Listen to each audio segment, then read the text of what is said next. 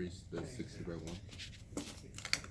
Yeah, so we're gonna take the value at the time sent, so that's 60, okay, and then what are we gonna do? Yeah, we're just gonna add 1 to that. Why are we adding 1 to it? Why is it just 1? All we have to do is establish that happens before relationship, and if you are 1 more, that's enough, right? There's no need to add it.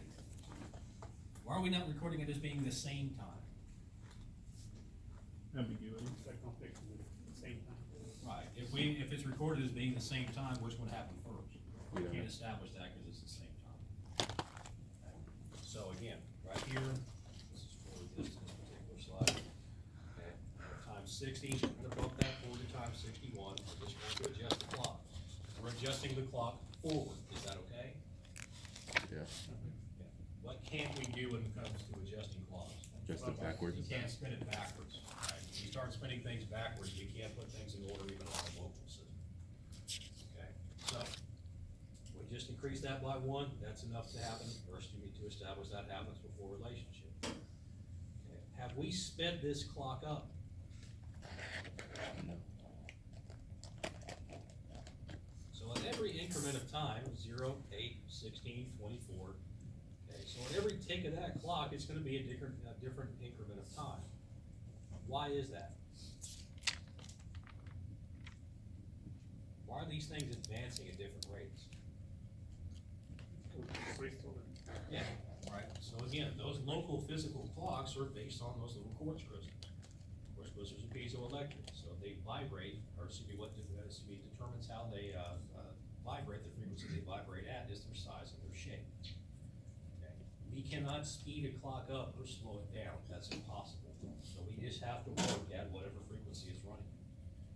Okay. So we can't speed the thing up, so at every tick of this clock, it is advancing 8 units of time, whatever that unit of time is.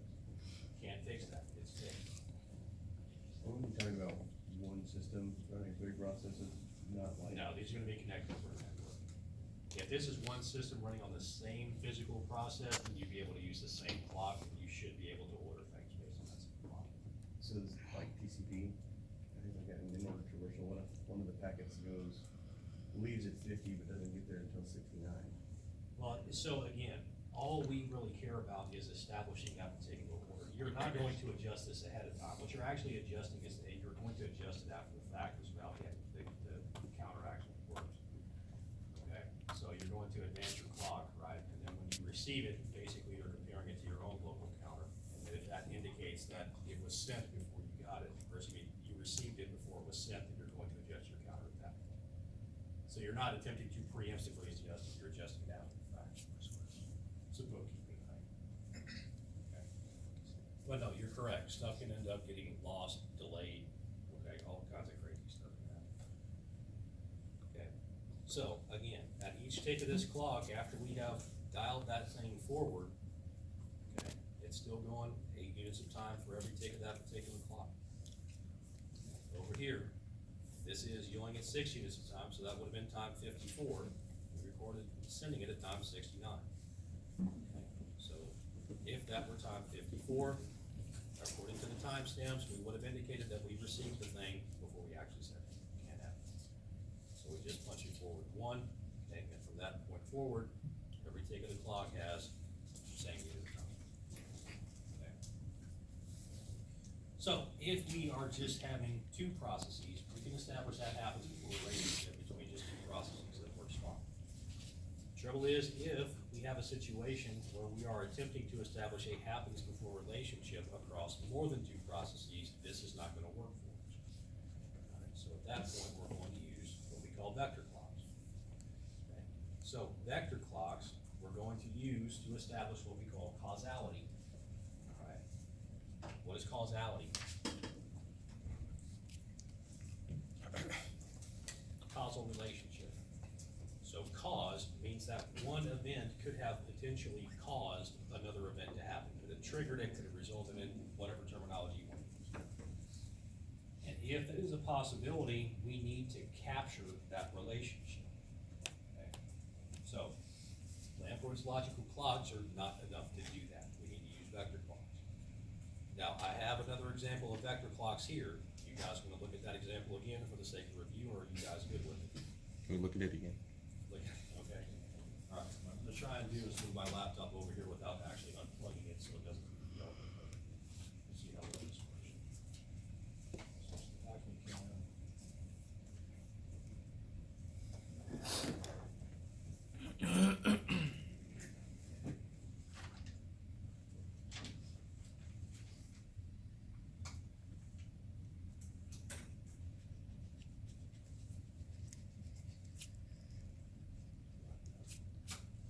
Okay, so we have the same progression of message exchanges that we did in the earlier two examples. Except this time, right, the starting values are gonna be a little bit different. Okay. So, the values on here don't necessarily matter. What we care about is the position in that vector. Okay. So, we have three processes, we have three entries in our vector clock. That first position is always going to stand for the value at P1, so whatever that counter of operations is at P1. Second position is always going to stand for the counter at P2, third position is always going to stand for the counter at P3. Okay, you can increase that to however many systems you need. So, I know you guys can't, I'll use colors anyway, even though I know I always see it already.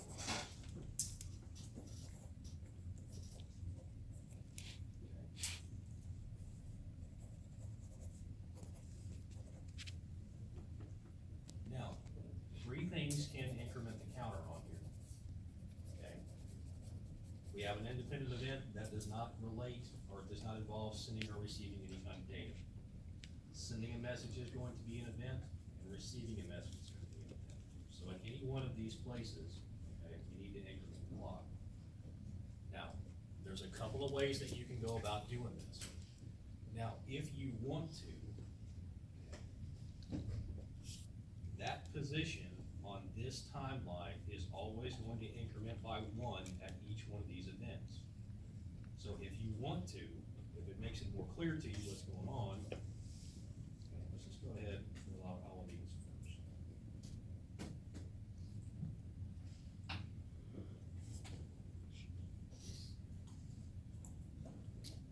Okay. So, that's an event. We have to increment P1's counter. That's gonna go to 3. That's an event. We have to increment the counter again. That's gonna go to 4. It's an event. That's gonna go to 5.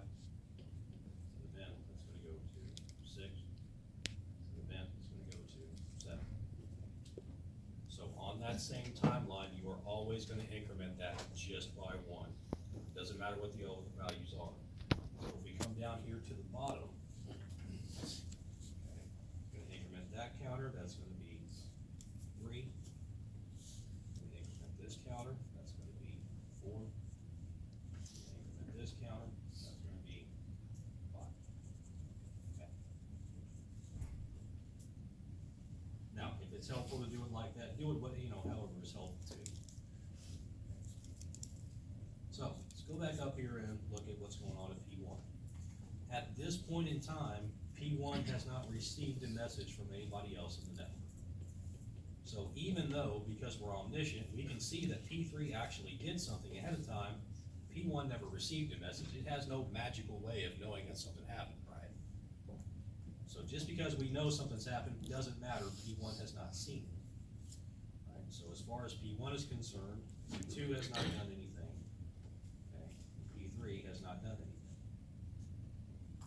Between this message and this message, we still have not sent or received anything. Okay, so again, as far as P1 is concerned, nothing's happened. At P2, nothing's happened at P3. What's going on at P3 right here? Okay. P3 at this point has not received a message from anywhere else in the network either. So as far as it's concerned, P1 hasn't actually done anything.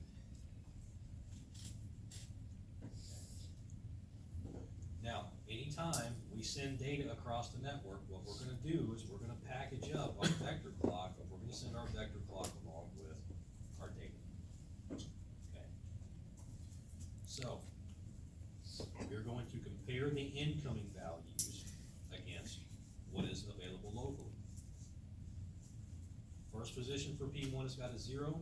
Second position for P, one has a 0, the incoming value is a 0, okay, so that's a 0 and a 0, it's gonna be 0. That second position has always got to increment by 1, because that's P2's ending.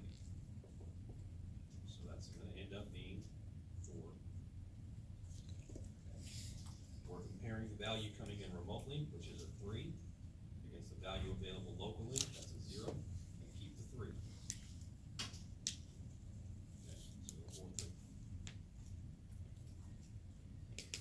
Once again, anytime we send data across the network, send our vector clock along with it. We have a 4 available for P1 locally, there should be a 0 available for P1 locally, and a 4 that is coming in for P1 remotely. We're gonna keep that 4. That second position is the counter for P2, because that's an event, we're just gonna take that middle value, increment it by 1, it's gonna end up being a 5. We're going to compare the incoming value for P3, which is a 0, against the local value that we have for P3 presently, which is a 3, we're gonna keep the margin value, it's a 3.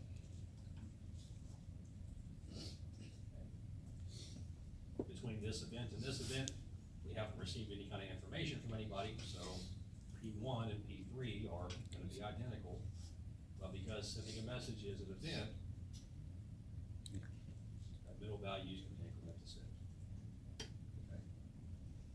So, 4, 6, 3.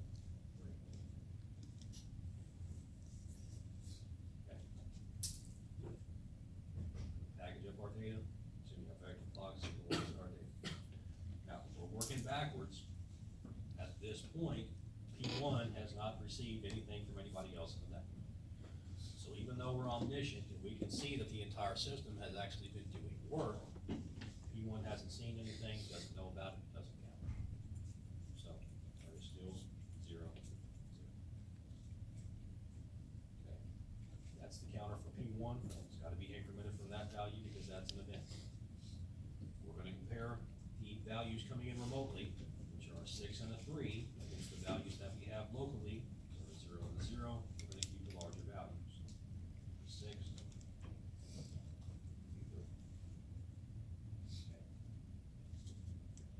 Okay, advancing, so sending a message is an event, that's gonna be a 7. Haven't received anything else between this event and that event, so those values are gonna remain the same, it's gonna be 7, 6. Working backwards from here, between this event and this event, P3 has not received anything from anywhere in the network, so as far as it's concerned, P1 and P2 haven't done it. That position has gotta be incremented because receiving a message is an event, so we'll go 4, 5. Okay. We compare the values coming in remotely against what we have locally, so for P1, it's a 7, against a 0, P2, it's a 6 against a 0, we're gonna keep those larger values. Okay.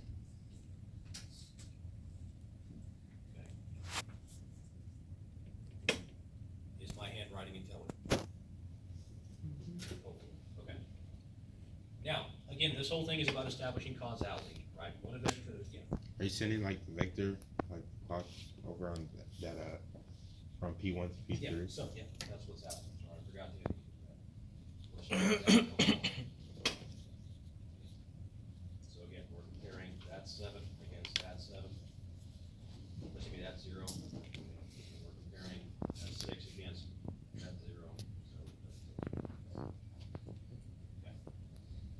So what we have to do here is establish causality. We can do that just by looking at timestamps. So what we do is we make a likewise comparison, the value or position for P1 against the value position for P1, P2 against P2, P3 against P3. Okay, so let's make a comparison. Let's say compare 4, 0, 0 against 4, 5.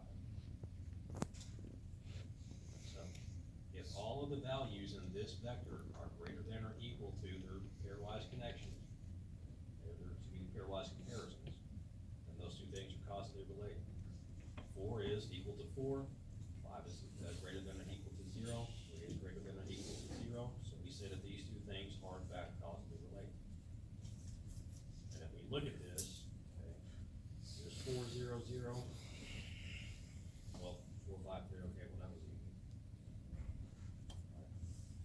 So we can pretty well see that causal relationship right there.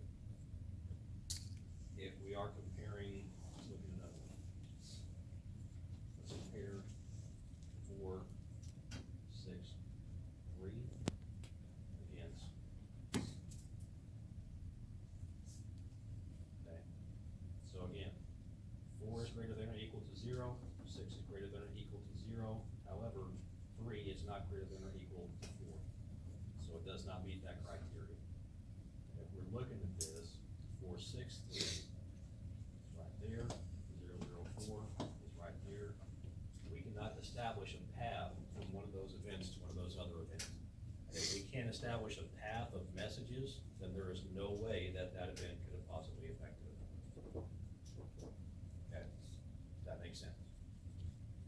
You got questions on this? How do you choose the timestamp again? Sorry. Are you just randomly choosing the timestamps, or how are you At the initial values?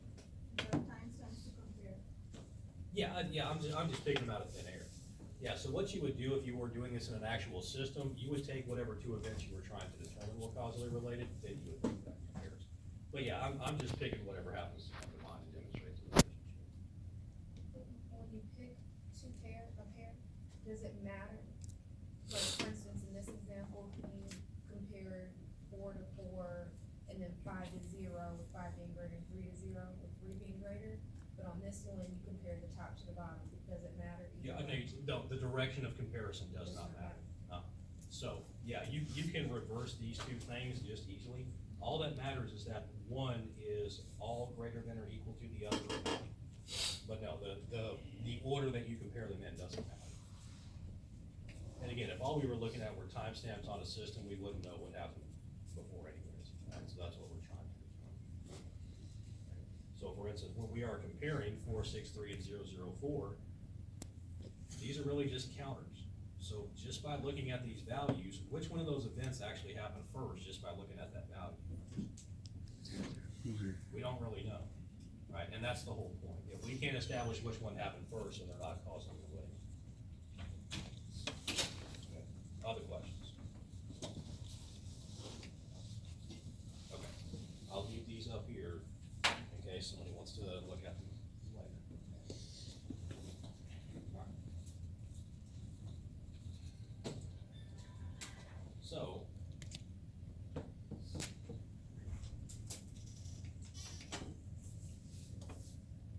that's the one. Okay.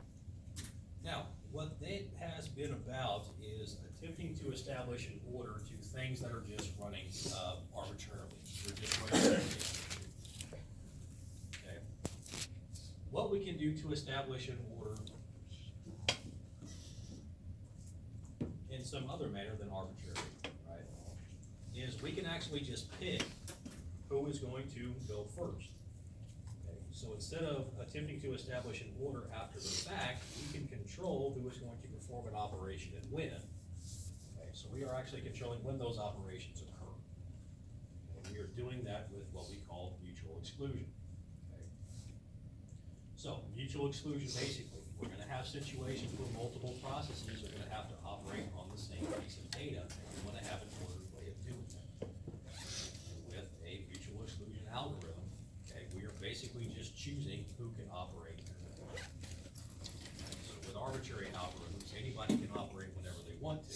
With mutual exclusion, only one person can operate, everybody else has to pay. If we have multiple nodes that are coming together over a network, we have a couple of different ways that we can do this. Okay, we have what are called token-based solutions and permission-based solutions. This is what is called a permission-based solution. Okay. Now, what happens here, we have to choose a coordinator. Okay, so this coordinator is going to be a node that is going to dictate who can access what and when. Okay. the thing about coordinators in these algorithms is that there is nothing special about this thing. This is chosen based on some kind of criteria. It did not come into the world or begin the world as a server or anything like that. Okay, we are just picking amongst the nodes that are present, and based on some kind of criteria, we pick someone out of the crowd, you're gonna be the coordinator. Okay, and we'll talk about why we do that here in just a second. Centralized algorithms means we have to have a coordinator, so centralization. Okay. So what's gonna happen is, 3's gonna be the coordinator, we have 0, 1, and 2 are gonna wanna access some kind of shared resource. It's mutual exclusion, so they gotta take turns. Now, what is gonna happen is, 1 is going to be the first node that decides it wants to actually access that particular resource. So it's gonna go to the coordinator. What the coordinator is gonna do is going to check its queue to see if anybody is presently accessing that particular resource. If somebody is, we're gonna tell it to wait. If nobody is accessing that particular resource, you reply with, okay. Right, so you have to receive that okay, you have to explicitly get permission in order to access that resource. So once you receive that notification from the coordinator, you're good to go, you can go ahead and do whatever you need to do. So you're entering that critical section at that point. Okay. Say sometime later, while 1 is still working, 2 comes along and it decides that it wants to actually access the resource. So what it's gonna do, 3 is gonna know that it can't let 1 in because 1 is still busy. Okay. So at that point, it's gonna have to indicate to 2 somehow that it needs to wait. So in this particular algorithm, what's gonna happen is, it's just not gonna send any kind of reply to 2. It's just going to remember that it just requested something. Okay. 2 is going to block until it receives some kind of reply. So you're just not gonna get anything back, and you're just gonna sit there and wait until you get that explicit okay. Okay. Now, the absence of reply in this particular algorithm is a very intentional design decision. Okay, if we're working on shared data, we're working under the assumption that that data is going to be requested a very, very large number of times. And if you have to send an explicit response back just to tell somebody to wait, and then you have to send them another explicit response to tell them it's okay to access that critical section, that can actually end up with a lot of messages going over the network. Right. So by not replying at all, we're really cutting down on network traffic, reducing the amount of overhead. Right. So we're doing that intentionally. That's an intentional design decision. We'll talk more about it here in just a second. Now, when 1 is done, what 1 is going to do is going to go back to its coordinator. It's going to release, okay, that particular resource. So at that point, it's telling the coordinator, hey, I'm good to go. Okay. The coordinator is going to look at its queue. It's going to see that 2 is waiting in its queue. And at that point, it's going to go ahead and send 2 that explicit okay. All right, so when 2 receives that explicit okay, well, now it can go ahead and access that particular shared resource. Okay. Now, relatively straightforward algorithm, about, different ways we can take turns.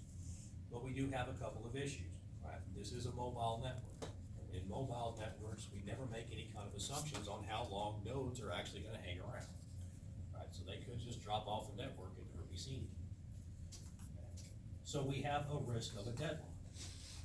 If whom we actually elected to be the coordinator leaves the network, well, that's a problem. Okay, because at that point, it can't receive any requests, and it also can't give any kind of explicit okays. Right? That's where this particular design decision can become problematic. So by not sending any kind of reply, we're reducing the amount of overhead that's on the network. However, if you just sort of disappear and don't come back, well, it may take a while for people to realize you're gone. Right? And so if you're just sitting there and blocking until you get that okay, well, that means that if the coordinator drops off the network, everybody's gonna be deadlocked. Okay. Okay. The other issue is, well, if whoever has the token disconnects from the network, that's also going to be an issue, because at that point, if they disconnect the network and they are still the one that actually received that request, okay, they cannot release it, and so everybody's gonna be sitting there and waiting as well. So if the coordinator leaves the network, or whoever whoever presently has that access to leave the network, that's a deadlock in both of those cases. The second issue here is one of starvation. Right? So you could have nodes that are sitting in the network, and they could be waiting relatively long times to actually get into that particular shared resource. And again, if this is a mobile network, well, you could disconnect for just a couple of seconds, right? You could disconnect from a Wi-Fi network, takes you a couple seconds to get on the 4G network. If you were waiting in line to get access to that shared resource and you dropped off the network, well, now you gotta get back in line at the end.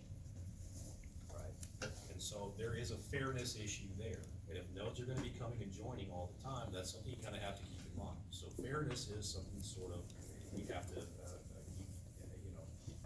be cognizant of that. Okay.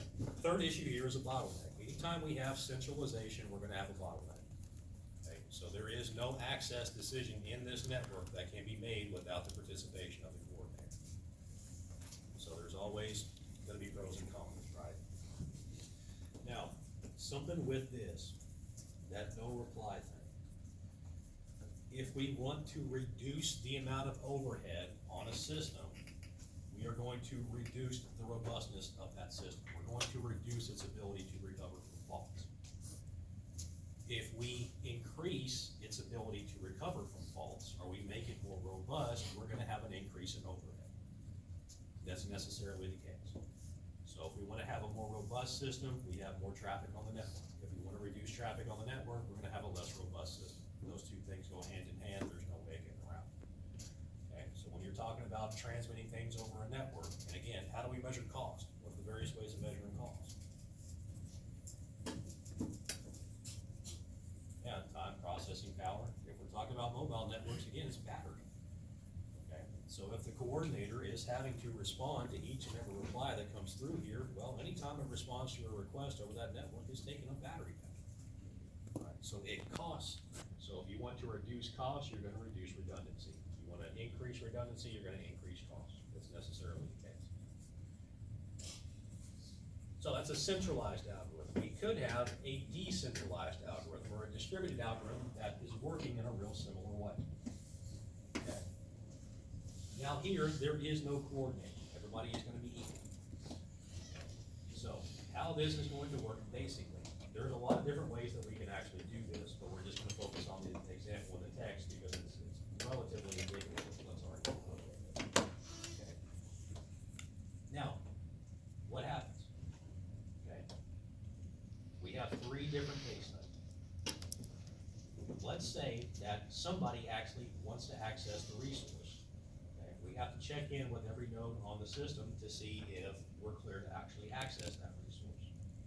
So what we're gonna do is we're gonna send a message off to everybody that is in that particular network, and we're gonna say, hey, is it cool if we access this particular shared resource? If that node is either not accessing the resource or is not waiting to access the resource, you're just gonna send back an okay, and you're done. Okay. If you receive a request to access a resource, and you are the one who is actively accessing the resource at that period of time, what you're gonna do, you're just not gonna reply.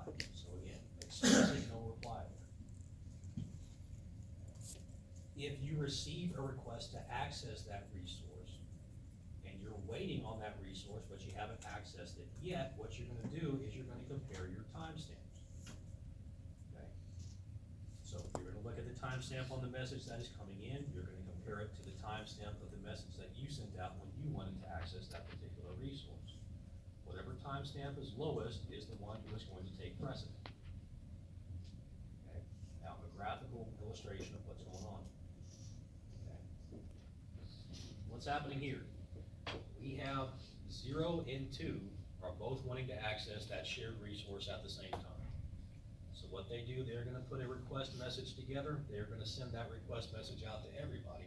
And in that request message, they're going to record what their current logical time is. So the current logical time at 0 is 8, so it's gonna send an 8 out to everybody, conceptually it's gonna send an 8 to itself. Node 2, the current logical time at node 2 is 12. Okay, so it's gonna send 12 out to 0, gonna send 12 out to node 1, conceptually, it's gonna send it to itself. Node 1 has no interest in accessing the resource, okay, so it's not sending out anything to anybody. Okay. Now, what happens is, node one doesn't care, so it's just gonna reply with okay to everybody. Here, we have a tie. Okay, because node zero wants to get into the resource, and node two wants to get into that particular resource. So what they are going to do is compare their timestamps, right? The one with the lowest timestamp wins. Now, here's the deal. If it's a lower timestamp, does that mean it actually happened first? Because those clocks are off, we know they're off. Okay, but it actually doesn't matter which one happened first, as long as these two nodes can agree on how to break that tie. So by comparing that timestamp value, they are both going to arrive at the same decision, which is 0 should be the one to access that resource. So node one doesn't care when it receives those requests from everybody, it just says, okay, whatever. Node 0 and 2 are gonna compare their timestamps, and again, that 8 from node 0 is gonna be less than 12 from node 2. Not an actual indicator of chronology, it's a way of breaking the tie. Right, so node 0 wins that particular tie, node 2 agrees, says okay, sends that explicit okay, and at that point 0 is gonna be declared to access that shared resource. Okay, so you have to receive that explicit okay from everybody in the network. When node 0 is 1, what it's gonna do, it's gonna remember it broke that tie with node 2 when it won. Okay, so when it's done, it's gonna send that explicit okay to node 2. Right. At that point, has node 2 received an okay from everybody in the network? Yes, no, maybe, kinda, sorta, not really. Yes. Yeah, it has. It received an okay from node 1 at that first step. Okay, so it remembers it received that okay. Alright, so at that point, it's gonna sit there and block until it explicitly hears from node 0. Okay. Again, this is, it relatively straightforward as well. It's a little bit more complicated. Okay. We have the same issues that we have with an actual centralized system, is that we could have deadlocks here. In this particular system, who can create a deadlock by dropping off the network? The node that's currently using the process. Okay, if the node that currently has that particular permission to access that shared resource drops off the network, you're almost always gonna have a problem. Okay, but that's not it. Somebody else can create an issue by dropping off the network. Who is that? The next node that was supposed to get it, cause isn't that what that node recorded, that it's supposed to give it to that next node, the one that it won against, right? That's close. What's going on is pretty much anybody dropping off the network is going to create a deadlock. Okay, because you have to receive an okay from everybody. And if everybody does not give you an okay, you are going to assume that somebody else is accessing that particular shared resource. And so if anybody drops off the network, you deadlock the entire network. Okay, so that's kind of problematic. Now, one way that you can potentially fix this, again, you kind of go back to sending explicit responses. So instead of having this implicit no, meaning if I don't hear from everybody, I'm just going to assume that, I'm gonna wait. Okay, you could potentially fix that by changing that to an explicit no. But again, if you increase overhead on the network, you're gonna increase robustness, but that comes at a cost. Okay, so at that point, would you kind of call this, a worse algorithm than a centralized algorithm? Okay. So yeah, this one is not necessarily robust. Pretty much everybody dropping off the network is gonna stall the entire network. In addition to that, we don't just have one coordinator making the decision as to who gets to access that particular shared resource. Now, every node has to participate in every access decision of every resource on this particular network. So now everybody has work to do, whereas with a centralized algorithm, it's just one node. So would you say that this algorithm is better or worse than a centralized algorithm? And the answer is, well, it depends.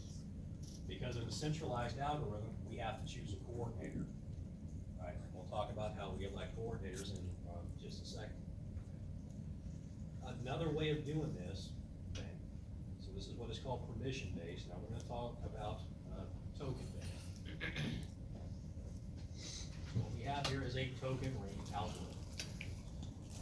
All the nodes in the network are basically going to participate in this particular algorithm. So if you have something like a mobile ad hoc network, we all come together for a limited period of time, what we're gonna have to do is arrange some kind of circular overlay network on those nodes, just like we did with distributed hash tables. So we just kind of figure out how that circle's gonna work, everybody agrees to it somehow.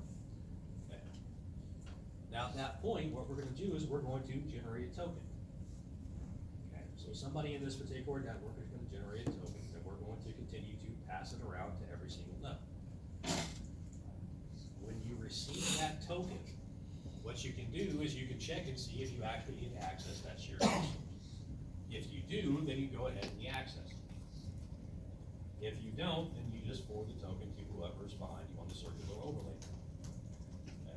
It's going to continue to go around the network, right, until it hits somebody who actually needs to access the shared resource. So at that point, you're gonna wait to check until you receive that particular token. If you guys have heard of token ring networks, you guys have heard networks, exactly the same concept. So you just forward that token around until you actually do. Really, really simple algorithm. This handles things like fairness and starvation naturally, because you are going to get your turn, and it's your turn after everybody else. So instead of arbitrarily selecting who gets to go next, whoever's next in line is inherently gonna go next, so it's inherently fair. Okay. The trouble is, well, now we have some issues. Okay, if we have a node drop off the network, we can reform that circular overlay network, we can rebuild it. That's not that big of a deal. Same thing we have issues with any kind of mutual exclusion algorithm is that if that node that currently has that access permission drops off the network, well, it's probably gonna be a while before we actually figure out that person's gone. Okay. So again, pros and cons to pretty much everything.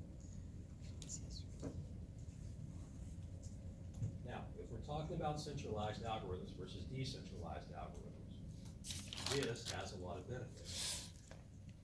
But the trick is, we still have to pick that coordinator. And to pick that coordinator, we need what are called an election algorithm. Okay, so there's a couple different ways to have actual election algorithms. Okay. What happens here, again, you just have some group of nodes. They're all equal, okay, no one's, particularly special.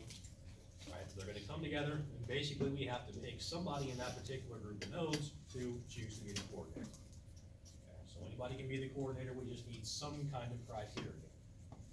Okay.